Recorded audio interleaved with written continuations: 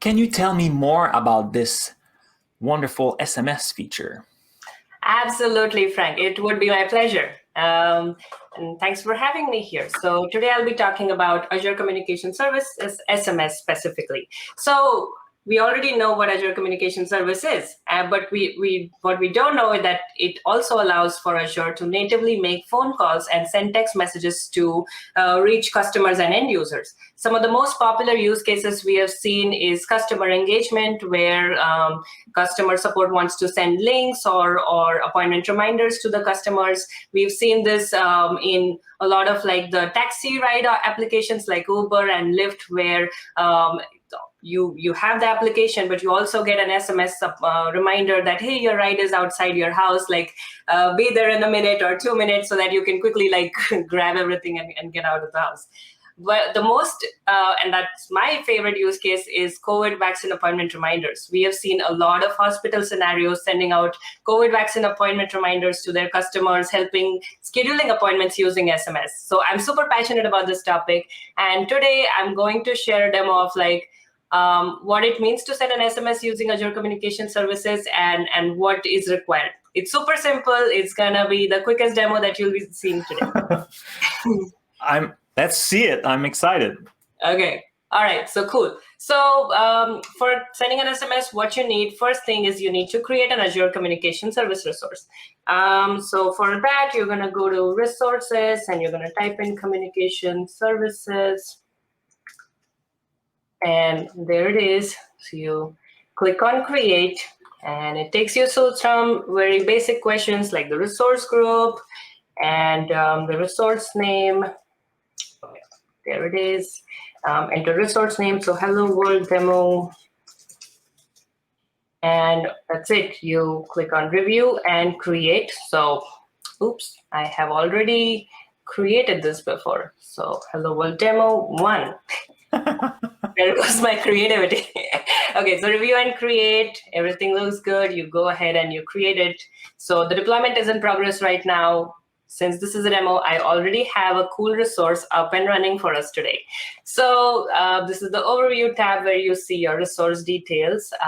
The main sections that we need to send an SMS is the phone numbers tab. So to send an SMS, you need a phone number. Pretty basic, right? So on the phone number screen, here you need to get phone numbers. As you can see, I'm a bit of a number hoarder, so I already have 4 numbers. I'm not going to go and get more phone numbers today, but it's super simple. You can click on get. You need to answer a couple of questions like if an app is going to use this phone number or if a person is using this for sending messages or like calling. So you can basically select the capabilities that you want on the phone number. And once you're done, there's a copy button here. This we will copy and we will use this when we are trying to send a message later. So let's look at the quick start. I literally copy pasted this from the SMS public documents, which we'll be sharing today with you all. This is super simple API. There are just 4 inputs or 5 that we're going to pass today. The first is the connection string that we will get from the ACS resource. The second is the phone number that we'll be using to send this message, which is the from number that I just copied in front of you. And then the to number, which is the recipient number that you can basically pass one phone number if you're sending to one recipient, or you can pass in a comma separated list of like multiple recipients in case you're sending like a blast message of there's a party at my house today or something like that. So, and both these numbers need to be E164 formatted. So they need to have a leading +1 in the beginning. And then there is a message that you need to pass. So hello world from ACS, this field can take all characters, Unicode characters, emojis, everything. So let's grab the connection string. You need to go to the keys tab. There's a connection string right here. You can copy it and you can paste it. For this, since it's a demo, I've already pasted it here. Okay, the next ones, you can opt into a couple of send SMS options. The first one is the enable delivery report option, which basically, if you're interested in knowing if my message was successfully delivered or if like it failed for some reason, then you can set this to true. And you will get all the real-time alerts on that. And we will see how to receive that today as well.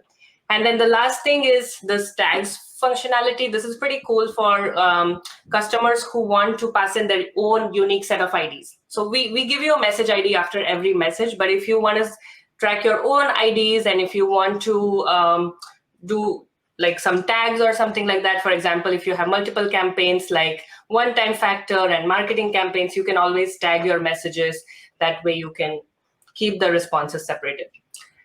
All right, so before we click send, let's look at the delivery reports, like how do we receive that? To receive messages or delivery reports, customers need to set up an event grid in Azure. So, and they need to specify a webhook or whatever, wherever they want to receive the message. And once they have set this webhook up, so I have set mine up with Azure Event Grid Viewer, so they can receive messages there. So I'm just going to refresh this screen, and we are going to hit send. Excited, Frank? Oh, yep. Let's wait. Let's see. Let's see. Okay, so I send the message, and then we're going to wait in the event grid to receive a delivery report. Okay, there it is. I received the message, and here it is. It's delivered. Message delivered successfully. We see the tag that I passed, which was marketing. Now let me reply to this message. Hey, hello back. I sent the message. We see it here already. I said hello there. So yeah, that's your two-way SMS complete. Okay. Wonderful. That's super cool. I see the time flying, but I also know you have a fantastic demo. Can you do it like a quick overview of it? Absolutely, would love to. So basically, what are we trying to address with this? After every customer interaction, there's always like a feedback survey that goes out. And sometimes it's using like SMS or chat. So with this sentiment analyzer, we would be able to understand the sentiment of the customer, whether positive or negative, and then we will be able to respond to them in like different ways based on if it's positive or negative. So we're going to make use of the events, the SMS received events, because that's how we will get the feedback. And then we are going to use the sentiment text analytics to determine if it's like positive or negative. And then we are going to use conditional loop to sort of send a response specific to if it was a positive or a negative. So if we receive like, I have my condition set to sentiment contains negative. So if it's negative, then you can get back to the customer saying, we're sorry, and our rep will get back to you. And if it's positive, then we can just say, thank you for your positive message. So this is super cool. Pranita, I will need to ask you to come again because I love Logic App, but time is flying right now. Let's go see the question from the chat. Sounds good. Thank you.